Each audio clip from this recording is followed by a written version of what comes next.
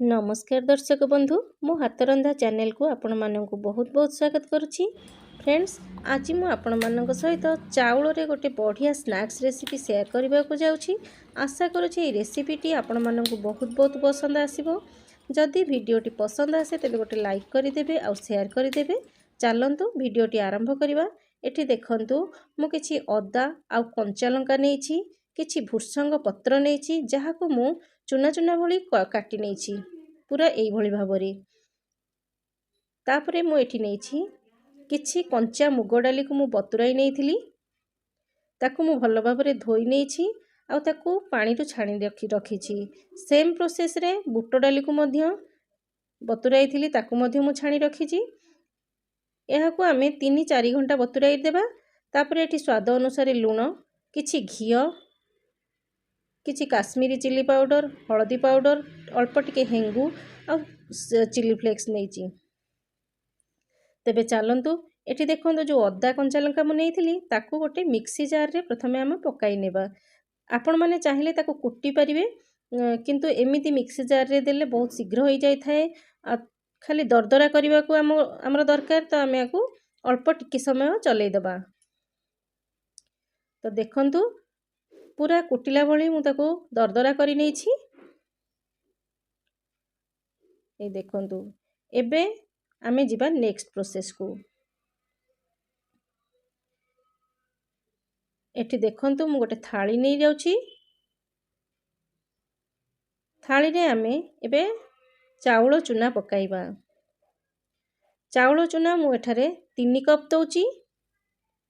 आपण माने आपण मानक हिसाब रे करि परिबे, गोटे कप रे भी करि परिबे, 2 कप रे आपनक हिसाब रे करिवे।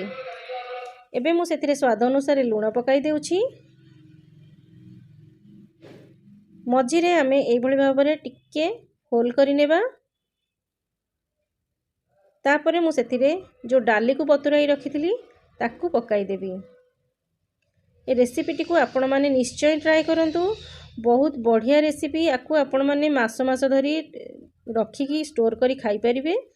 तापरे आमे एथरे जो मसला गुडी को रखिथिले ताकू पकाई नेबा आ जो भुर्संग पत्र को मु चुना चुना काटी रखिथिले ताकू पकाई नेबी। ता सहित जो मसलाटी को मु दरदरा करी रखिथिले ताकू पकाई नेबी। तापरे एथिरे आमे घियो को पकाई नेबा। घियो परिवर्तन आपण माने तेल भी देई परिबे, रिफाइन तेल। एठारे मु अदा कंचा लंका एथि पई देइछि जे जेमति हमरो सोमवार गुरुवार सब अरुआ खाउचे, सेति पई कि मु अदा कंचा लंका देइछि। आपण माने चाहिले रसुण को मध्य देई परिबे। तो एबे मु ए सब को एकाठी भल भाबरे मिक्स करि देउछि। तापरे मु कोन करबी ना, ए जो पानीटी मु आपण माने देखुचंती एटा होछि गरम पानी। ए गरम पानी को नेई आमे ए चाउल रे अल्प अल्प देई ताकू चकटिबा। ठंडा पानी बिल्कुल भी नेबेनी। ए रेसिपीटी करले आपण गरम पानी यूज करिवे, तो ए जिंसटी बहुत भल हबो। तापरे आमे एहा को धीरे धीरे मिसाई नेबा। पानीटी गरम अछि तो गोटे चामच साहाय्य रे हो कि स्पैचुला साहाय्य रे हो ए भली भाबरे प्रथमे मिक्स करिबा। तो देखंतु पूरा वीडियोटी को फ्रेंड्स वाच करंतु। एथिरे जो छोट छोट कथा टिप्स देइछि से सब को सुनंतु। पूरा देखिले आपण माननकु वीडियोटी पसंद जानी परिबे केमती होईछि, कोन होईछि, कोठी छोट छोट जिंस सब होउछि जानी परिबे। जो माने नुआ आसुछंदी से माने मध्य भल भाबरे देखंतु। जो माने बिल्कुल करि नाहंती से माने भी बहुत सुंदर भाबरे करि परिबे। तो एठारे देखंतु डोटी पूरा प्रस्तुत होई जाईछि। एबे ए जो डोटी आपण माने देखुचंदी पूरा अट्टा डो भली मु करिछि। देखंतु हाथ रे बिल्कुल भी आ लागुनी। तो एबे पूरा चिकन करी ताको मु चकटी देइछि। बेसी पानिया करिवेनी कि बेसी टाइट भी चकटिवेनी। एबे मु सेथुरु गोटे गोटे गुळा एमती काढी किरी ताको हाथ रे टिके तेल ग्रीस करी कि हाथ रे एमती ताको हमें गुला करि देबा। तो सब गुडी को मु एई भली भाबरे छोट छोट गुळा प्रस्तुत करि नेबी।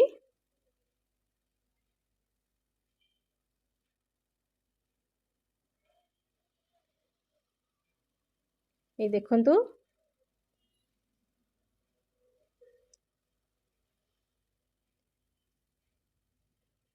तो आमर गुला गुड़िक सब प्रस्तुत हो जाइए आपण मैंने देखिपुंट। एबे जीवा आमर नेक्स्ट प्रोसेस को एठारे गोटे ओदा कपड़ा मु नहीं जाइए ताकू एमती घोड़े की रखीदेबा जहाँद्वारा ये चाउल गुड़िक सुखीबनी उपरू। तो एबे आम यहाँ साइड करनेबा। तापर ये देखो मु गोटे जरी कवर नहीं जाइए। ये जरीटी आपण मैंने चाहिए क्षीर जरी किंबा तेल जरी भी नहीं पारिबे। ता देहरे मु टिके तेल हाथ रे एमती मारी नेउछि। तापरे गुड़ारू गोटे नहीं जरी को ऊपर एमती करी हाथ रे धीरे धीरे ताकू पालिश करि परिबे। नहीं तो एमती प्लेट गोटे नहीं चारिपट समान आकार रे एमती प्रेस करिवे। आपण को बहुत सुंदर भाव में यहाँ हो चारिपटर पूरा समान भाव में बाहर। तो ये देखंतु केते सुंदर भाव में उठीगला आपण मैंने देखिपुंट। ये देखंतु आपको आम ए प्लेट रे रखीनेबा। तापर यही भाव में मुझे आपण मानक देखा एका थर के आपण मैंने 4-5टी लेखा करें। गोटे तो मुझे करके देखली एबे मु एका थरे आपण मानक 4टी करके देखौछि। देखंतु एबे से गिन्ना साहाय्य रे आमे याको प्रेस करिबा। एथिपाई कि काठर भी गोटे छोट जेमती आमर डाली घोरिया पाई मिली थाए सेही भली भाव में, किंतु सेटा प्लेन थाए सेटा भी मिलुचे। सेथिरे भी आपण माने प्रेस करि परिबे। नाही तो बेलेणा काठी रे मध्य ताको बेलिकरी करि परिबे। किंतु एमिति करले बहुत इजी होई थाए। ए देखंतु देखिले तो आमर 4टी स्नैक्स एकाथरे बाहरिला। तो यही भली भाव में आमे किछि करिनेबा। तापरे आमे जिबा आमर छाणीबा प्रोसेस को। एठी मु तेल प्रथम रु गरम करि देछि। तो एबे मु सेथिरे पकाई गोटे गोटे की छाणीबी। आ जेतबेले आमे तेल रे पकाइबा देखिबे से पूरा ऊपर को फेण फेण होई के ऊपर को उठी आसीबो। तापरे धीरे धीरे आमे फ्लेम को टिके लो कर देबा। तापरे एगुडी को आमे छाणीबा आ गोल्डन कलर होबा पर्यंत छाणीबे जेमति पूरा क्रिस्पी होई जिवो। तो देखंतु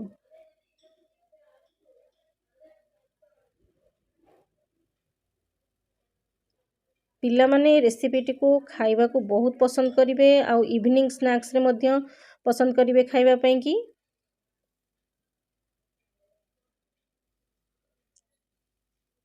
ए देखंतु बिल्कुल कलर परफेक्ट होईची। एबे मु याको छाणी नेउची। सेही भली भाव रे आमे बाकी गुडी को मध्य छाणी नेबा। ए देखंतु गोटे ऊपर को आसिला परे मु आ गोटे पकाउची।